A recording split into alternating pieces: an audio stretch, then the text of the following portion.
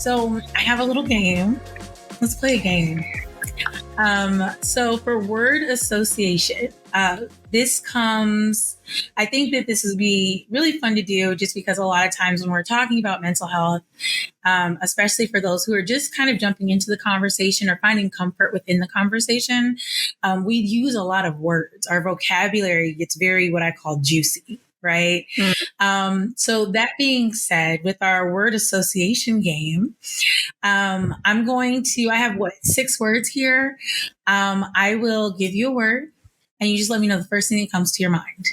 And that way it can either inspire or give someone like a little mini dictionary of mental health terms to be able to relate to at a later point. All right. You ready? Yeah. I feel like a game show host. First word is advocacy. The first word that came to mind is self, which I guess is not very, I don't know if that's helpful, but yeah, I think you're at the center of advocacy. Even when you're advocating for community, your heart is at the center of it, and who you are is at the center of advocacy. So yeah, I just said self. True. Resilience. Compassion. More towards self again, because I think being able to be resilient requires grace and requires you taking care of yourself and saying, okay, it's okay for me to stop and not do everything and not be strong right now. Let me just give myself some grace. It's okay for me to slip up. It's okay for me to have a very rough day. So I'm just going to give myself some compassion, give myself some grace. And yeah. I love the word grace. So mindfulness. I would say breathing or breath is the first word that comes to mind.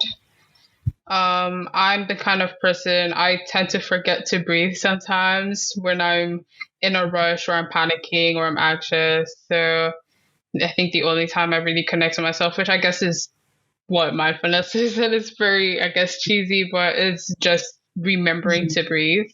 So just like stop and take a breath and carry on. Yeah. Love it. Breathe it up. Let's see. Awareness. The first word that came to my mind was compassion as well. It's because awareness is, I guess in my experience, it can be very overwhelming. To be very aware of everything that's going on. And also it's very necessary to be aware of everything.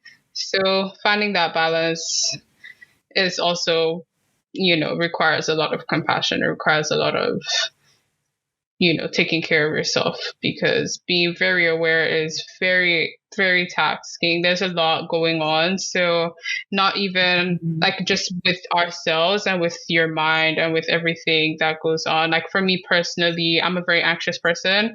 So I'm very aware of my surroundings. I'm very aware of everybody and I'm very aware of myself.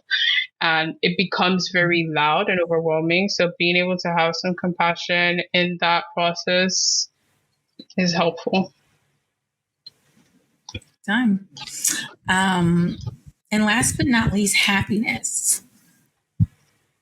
Peace is the first word that comes to mind. What does peace mean? I don't know. Soft is also another word that comes to mind. I think, I don't know, something very gentle about those words to me. And I guess that's what happiness looks like for me, is just a soft, gentle state. So, yeah.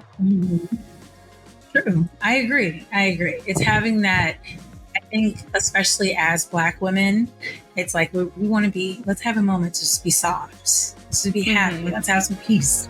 It's calm. Yeah.